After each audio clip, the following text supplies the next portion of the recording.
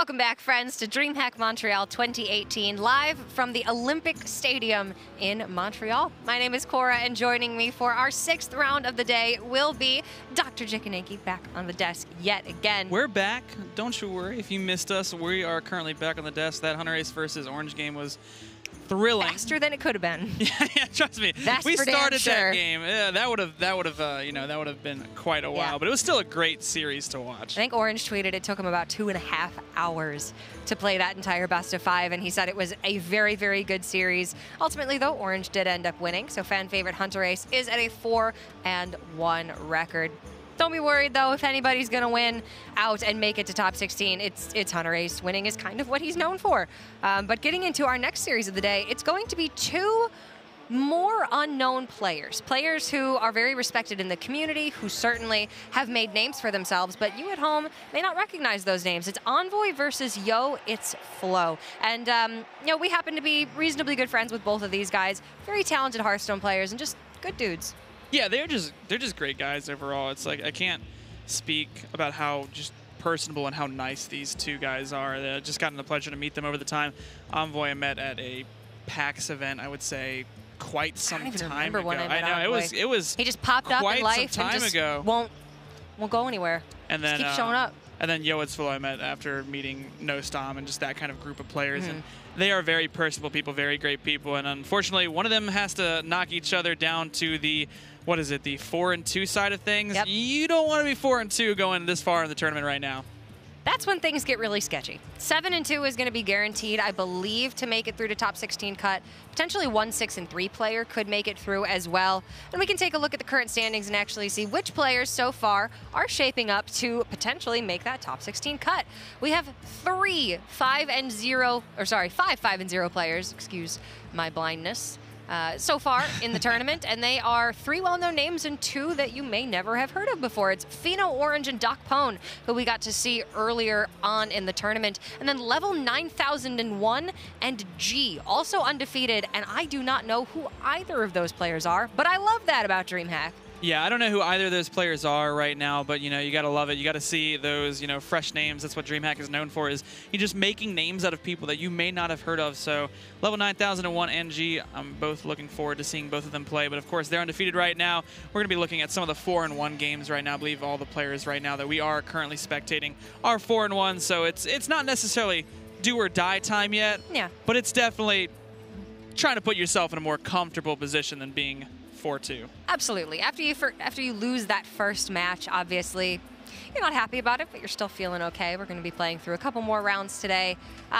It's definitely crunch time, but still a little bit of wiggle room for these players that we're going to be seeing in our next round. And we can actually take a look at the remaining players in the tournament. Because we're going into round number 6, at this point, players have been mathematically eliminated. So take a look at the list. It is still a long one. If you find any names that you recognize there, make sure you let us know who you are rooting for. Hashtag DHMTL18 on Twitter.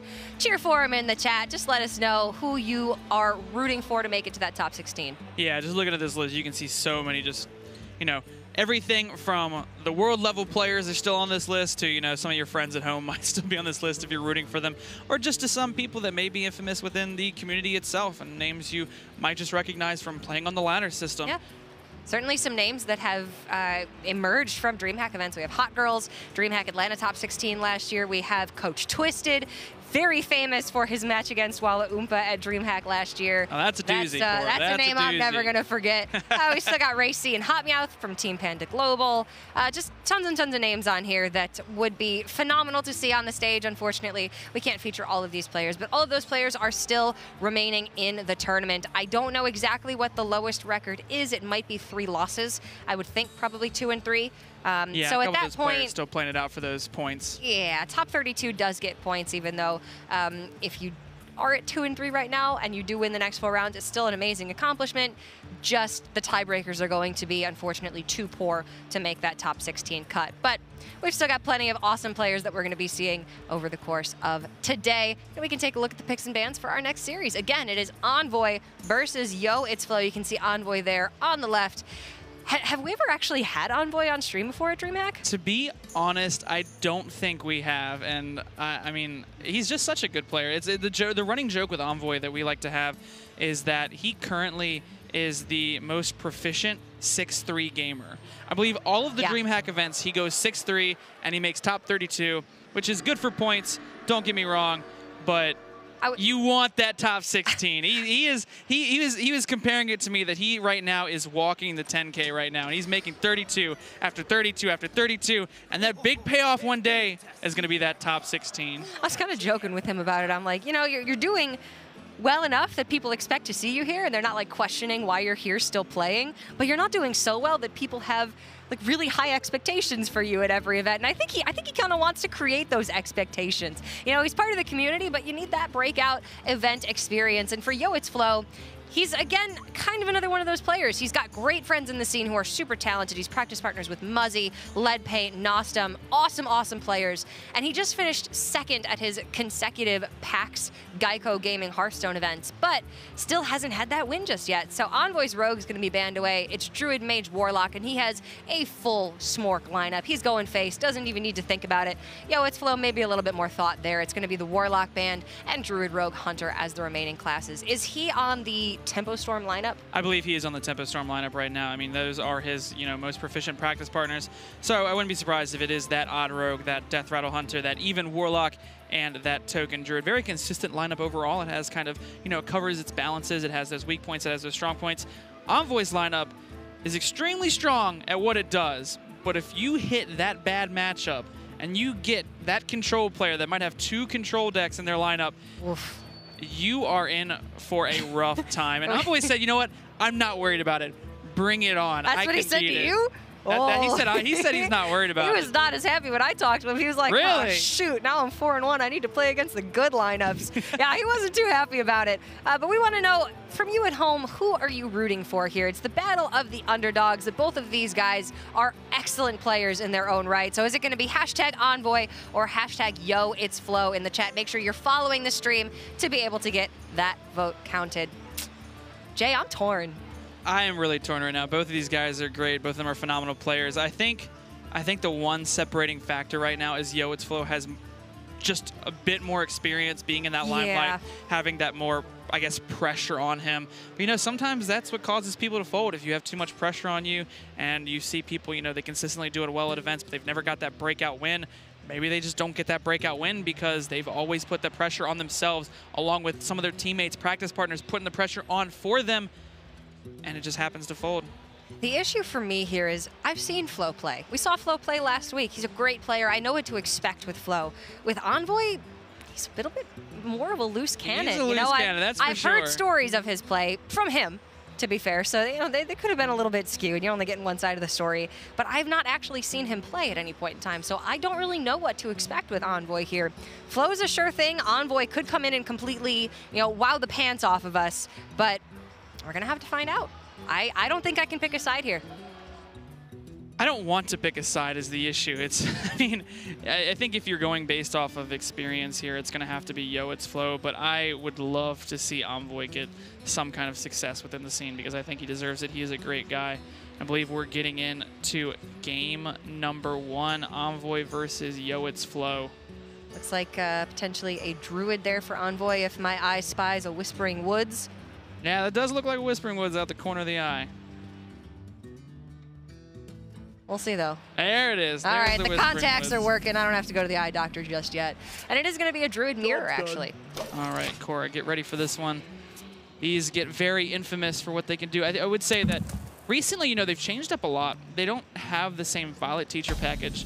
What these players have done is they've cut the Violet Teachers and the Oaken Summons in order to play a Serenite Chain Gang, some Strong Shell Scavengers, and Phlebidinous Floop.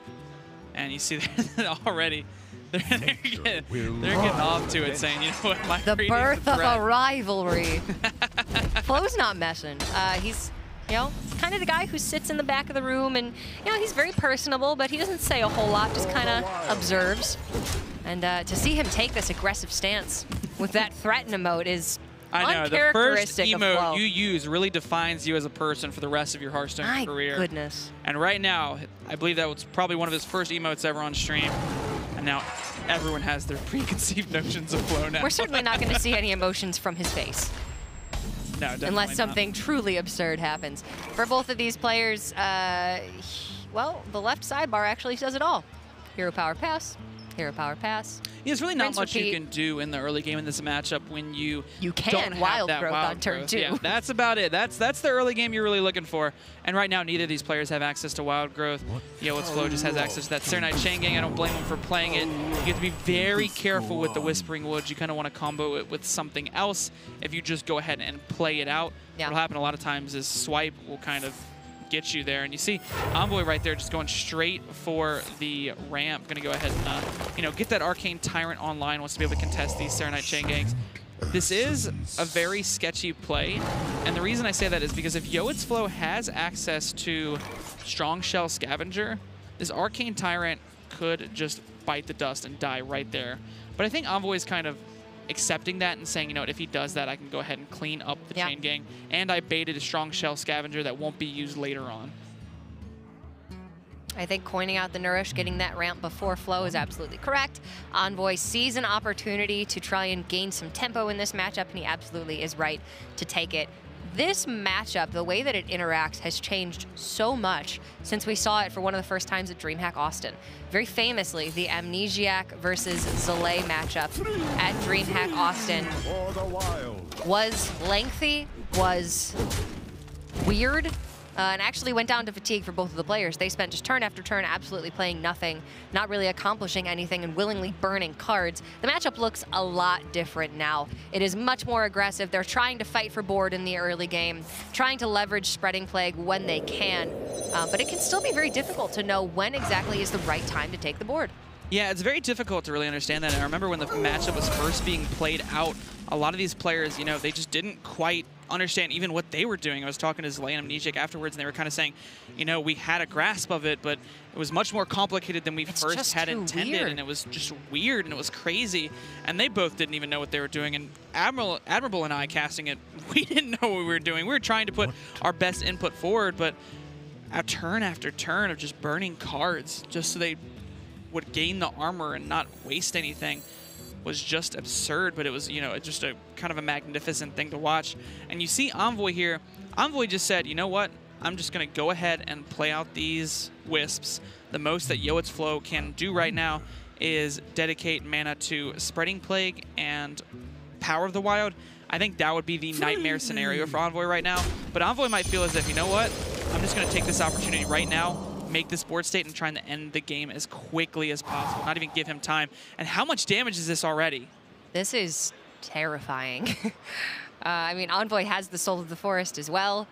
He's got branching paths. The most damage that he could do this turn would be a Spellstone to the Saronite, branching paths for +2 attack on everything, and then you're looking at 4, 8, 12, 16, 27, 28 with a hero power. 28 damage is a lot of damage, but that's not quite enough. You see Envoy is going to go ahead and draw there.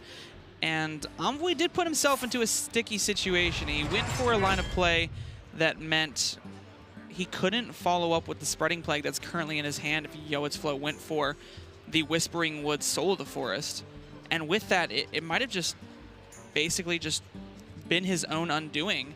He went for this play, he took a risky line of play, and it might have just really punished him, especially because we can see Yoitsflo has the burn next turn to end this game. Time waits for no one. And it didn't just play into this, it played into Spreading Plague. That would have been potentially devastating for Envoy. I don't fault him for having this very aggressive mentality in this matchup, though. I think sometimes you just need to... I mean, he's going to be clicking without seeing these animations resolve, and we're going to see that rope burn down for an excessive amount of time.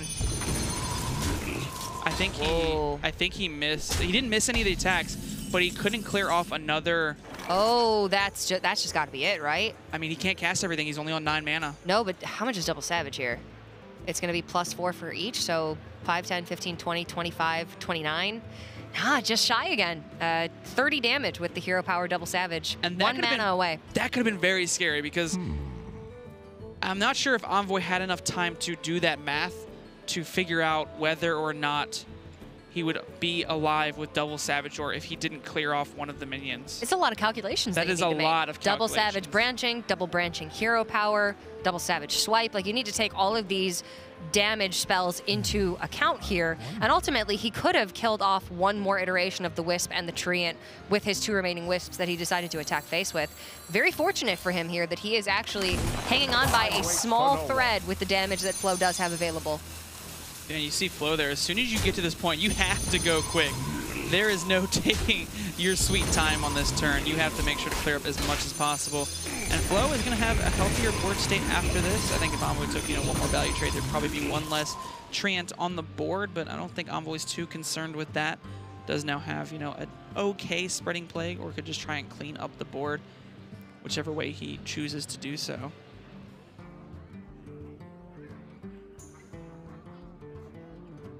And now things were looking very, very scary for a couple of turns, but it's going to stabilize a little bit for the players here with Spreading Plague coming into the equation with Giggling Inventor for Yoitsflo. And now we're going to see this one drag on for quite a while longer as they try to manipulate these board states too, getting themselves in a position yet again where they can set up that lethal turn.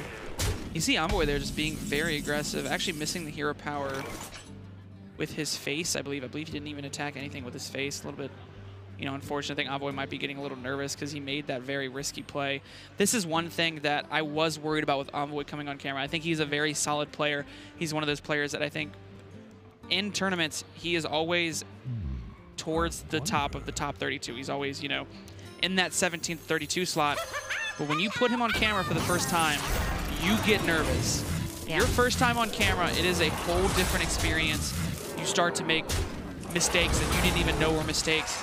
You start to just, either rush your turns because you're worried about, what's going on in the game. And the pressure builds up and the pressure gets to people. That's definitely where Yoitsflo has a distinct advantage. He's been in the spotlight before. He's been playing Hearthstone on big stages for years now.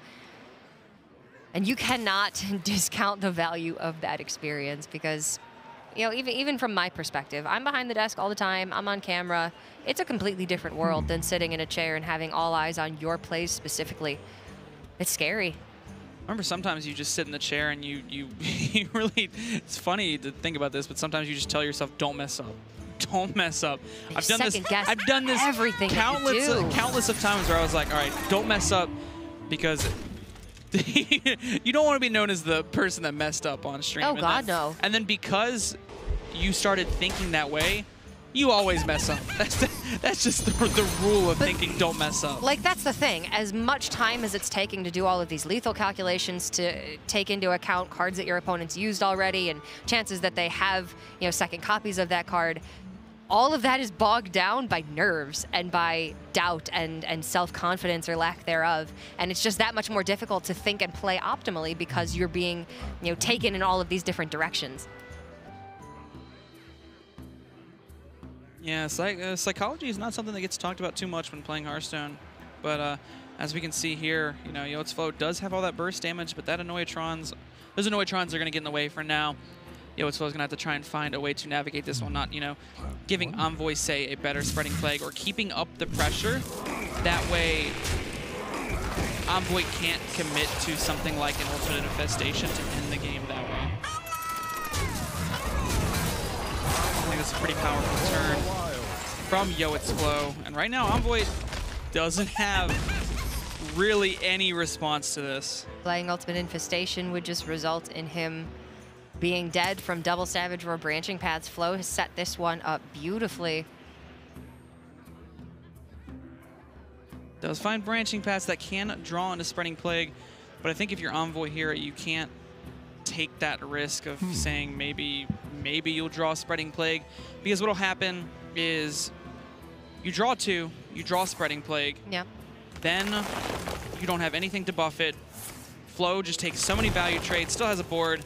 You're down both your Spreading Plagues. You have no defense.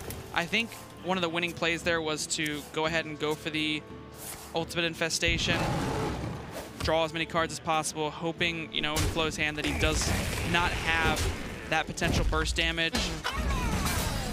and getting the game that way, whereas this play, you know, it kind of did less than the Ultimate Infestation, and Flo is going to go ahead and take the mirror. Envoy knows it. This is a tough one to play.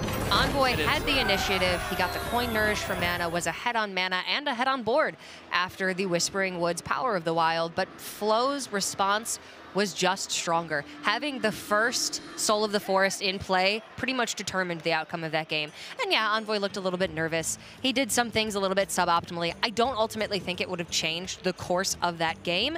And you know what? He just needs to rest comfortably with that fact, knowing that there wasn't much that he really could have done after he took the specific lines that he did in the first couple of turns, and now he's got to move on. That Druid's out of contention. He doesn't have to play it again. Probably happy about that. Now he gets to play Zoo and that Tempo Mage, which he seems very confident with. Not going to be the Tempo Mage just yet, Corey. We're going to have to go through this Zulak first. But I will say, though, right there in the hand, I'm seeing a Prince Keleseth. I saw Envoy kind of wink to the camera a little bit. I think play into the crowd. I think he's ready to play that. I don't know. Looking at Yoitsflo's hand now, that's gonna mean too much in this matchup because Flo's got a pretty powerful hand himself. I think Wild Growth, Nourish, Ultimate Infestation, Free Tyrant. Heck, throw it in Arcane Tyrant. Why not? Is a pretty good start. A great deal on an Arcane Tyrant. How about a free 3/4 Arcane Tyrant too? This is absolutely the hand that you need to contest a Keleseth onto opening from a Zulak. It is. This is a very powerful curve. I don't know if Envoy's Zulak is going to be able to answer this. And I love the camaraderie between them two because Envoy played the Prince Keleseth, like looked over at Flo like, I've got it. And Flo looked back with the Wild Growth and said, well, I've got this. If both of these decks have the perfect optimal draws, Druid's got it favored. It's got to be Druid. Just because Druid has much more powerful turns than Zulak, even if Zoo has, you know, powerful board states, a lot of times if you can just out-tempo your opponent and can keep up with them, that's all it takes. Druid's recovery mechanics are just, they're insane. It's insane. Flo doesn't even need to. Nah, that's dumb. Flo wants to play Nourish this turn. I was going to say the Saronite Chain Gang is nice because it's a 3/4 Chain Gang off of the Floop, so he has the option to play that this turn, but nah, you're Nourishing for mana every single time. We're going to coin Ultimate Infestation. It's going to be a slaughter fest. There is merit, however, to potentially considering not playing the Arcane Tyrant and holding on to that Saronite Chain Gang, but I think that's kind of just silly to think about that. You want to put this pressure on the board. Zulak, you know, especially because you've already seen Envoy commit to a Soulfire, and he discarded a Doomguard. And with those two, the worst case scenario is Fungalmancer, and you see Flo trying to play around that by, you know, taking the hit there, expecting a value trade, and trying to clean up with Swipe later on. Yep, Fungalmancer comes down, doubling it, trades over the 3/4. You probably push that Voidwalker to face. I like this. Envoy realized that Flo is setting up a swipe by taking that hero power into it. So if Envoy were to take 2 value trades, he would have effectively, you know, played way into the swipe. Yes. This is a little bit more disrupting of Flo's game plan. And obviously, you know, Envoy's hoping that Flo doesn't have the swipe. Flo's only got 5 cards in hand. It's not definitive that he is going to have it, but when your opponent saves the coin and they're going into turn 9, I think Envoy knows what his fate is going to be here. I think so as well. And as we can see here, that was some snap plays. That was a Flame Imp, Fungal Enchanter. APM's insane. Why isn't he playing Priest? Yeah, why is APM Priest not in Envoy's lineup? But unfortunately for Envoy here, Warlock's worst nightmare in the coin Ultimate Infestation is going to come down. Refill Flo's hand. I guess Envoy still has, you know, a potential here. Envoy's going to hope that there was a bunch of whiffs from the draw. Potentially, you know, some Savage Ores, some Soul of the Forest, some Branching Paths. But look at this follow-up. Double Spreading Plague, Malfurion the Pestilent, which is just one of the best tools against any aggro deck. And, you know, sticking the Doomguard is probably the best thing that Envoy could have done here, but with that other Doomguard having been discarded, with Giggling Inventor being picked up as well, you can play that along the Strong Shell Scavenger this turn, value trade over that Ghoul, and I mean, Flo's just going to be able to end this game pretty soon. We'll end this game pretty quick. And you saw Envoy there playing very aggressively because Envoy understands, you know, he is so behind right now that he cannot afford to trade into anything. He just kind of has to hope that the Yoitsflo's hand is dead. He draws fairly well throughout the course of the game and can end the game with this Doom Guard. Right now, we can tell that is not the case. Flo has resource after resource after resource. I like this play from Flo. He could have gone wider with the Giggling Inventor and the Strong Shell trying to end the game with Savage Roar next turn, but Savage Roar's pretty much just going to be able to end the game anyway. I mean, this is going to be lethal here for Yoitsflo, so all roads leading to El Dorado. Flo going up 2-0, and Envoy is going to have to make an epic comeback with this Tempo Mage. Our boy's struggling, Jay. I was kind of hoping it wouldn't come down to this, but I just had a feeling that Flo was going to be in a good position in the series. I think the one issue with bringing a full aggressive lineup is, you know, maybe you can account for banning Warrior out and you can kind of, you know, cheese some wins out there through matchups like, you know, the Quest Rogue, through matchups like the Death Rattle Hunter. But the issue is, if you're banning Warrior and they have Druid, or you're banning some kind of even Warlock and they have Druid, yeah, you have to beat Druid. And Druid Jace is a very powerful class. You're talking, I know what you're looking at. You're looking at that Mana Addict right now. I'm zoned in. You're looking at that Mana Addict. One, no, I'm to the left. The Mana to Worm? the slight, yes. Not the Mana Addict? Mana Addict's there. I don't care about it. Mana Worm, I would be however, caring about the Mana Addict because I've been told by players on the floor that Mana Addict has been putting in more work than Mana Worm. All right, that's partly a lie. I don't believe you for a second. That's partly a lie. Second. Look, you see Envoy just hovering over it. He knows. Envoy is one of those ones that likes to joke about how he always has Mana Worm on one, and he's got the results right to back here. it up. And yes, don't get me wrong, Mana Addict can be very, very powerful. We saw Impact yesterday with this same deck, but instead of the Mana Addict, he's playing Flame Geyser in that spot. So that is sort of the 30th card slot in the deck where players aren't really sure what is the best tool to use there, so they're just choosing to tech it out for different matchups accordingly. And I really like the usage of, you know, the Mana Addict, and the reason I say that is because Mana Addict, although it's very finicky and it's very weird because it's a very underwhelming 2-drop to play, if you stick it against something like Druid, a matchup you know you're kind of unfavored against, they don't have the answer, and it gets left on the board for a turn or two, and they can just rack up the damage with it, it becomes pretty absurd. I mean, as we can see here, Primordial Glyph, anything Primordial Glyph can find that can kill this Panther and leave the Mana Addict on the board. And then he can keep going. Ugh. However, that is not quite what he was looking for. Unfortunate. I do like this recognition, though. There's no real reason to trade. You can go ahead and ping off the Panther next turn if you choose to do so. You really need that damage face. It's kind of counterintuitive to take those trades, especially when you're an aggressive deck. This is going to be a hard matchup for Envoy, and he's going to need a lot of help in order to win this. Yeah, this one's very bad for Envoy in the first place with Branching Paths and Malfurion the Pestilent as such impressive defensive tools for the Druid. Not to mention now Flo's just ahead on board, and he's going to stay ahead on board. He can nourish for mana this turn, but Saronite Chain Gang is absurd here. He's going to be, you know, representing lethal with Branching Paths in just a couple turns. This game is almost over as quick as it started. That goes to show you just the power of Druid overall. It's just a class. And I was never a firm believer in the Tempo Mage. And the reason I say that is because, you know, although it has very explosive, powerful turns, and I think with the addition of Cosmic Anomaly, it definitely creates a new nuance to the matchups that typically it didn't have. For instance, against Zulok. More range now. Yeah, against Zulok, you can go Cosmic Anomaly, Shooting Star, clear up a board, have a 4/3 that they really can't answer, and then hope to get burn damage through that minion, along with minion damage. But it still has that same issue of if you don't have a board state,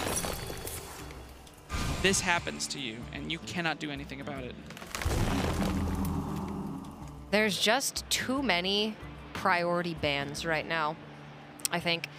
Obviously, if you're going up against an opponent who's bringing Quest Rogue, having the Mage and not being forced to ban the Quest Rogue is a huge benefit.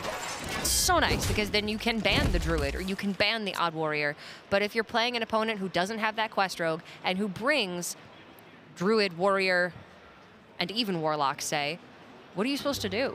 You can ban one, but how are you getting through the other two most anti-aggro classes in the game right now? It's just not a reliable strategy. And we can see here, Envoy's just struggling right now. He's not really sure what to do. There's not really much that you can do in this matchup. The most you can do is play your Mana Worm and hope it connects a couple times. But as we saw, Flo had the answer with the Spellstone. And a lot of times, you know, players just keep Spellstone in the mulligan just for that answer. If Druid can answer the first Mana Worm or the Mana Addict or even the Kirin Mage, it's kind of smooth sailing from there. The only real threat in the deck is the Cosmic Anomaly. And Cosmic Anomaly is pretty manageable to deal with those cards. Oh, no, like Jay. Spellstone and Swipe. Even if Envoy could clear this board, Branching Paths can be converted to 24 armor for the 2 pads in hand. I think this one's just, this is all over. Yeah, I think so as well. Deck was stacked against Envoy from the start, unfortunately. This matchup is going to end the way we assumed it would. Flo looking like he's going to take a dominant 3-0 win in this match. Stargazer Luna is, you know, she's great, but even she can't work the miracles that Envoy needs here, and that is going to be it. Flo with a 3-0 victory. Envoy's first match on stream not going the way that he wanted it to. He's going to be going to a 4-2 record, but he's not out of it just yet. If he can pick up 3 consecutive wins over the next 3 rounds, he's still going to make that cut for top 16. It's going to be tough, but he's still got a road to it. Like he said himself, the most consistent 6-3 gamer in the world. He does it mostly jokingly, you know, we like to joke with him about it, but I mean, he still has, you know, a chance. He still can take those 3 wins. Absolutely. Put himself into that 7-2 position and make that top 16 that he really wants badly. You could just see the strength of this same lineup that we've been seeing from the Tempo Storm players and from their practice partners like Lead Paint and Yoitsflo.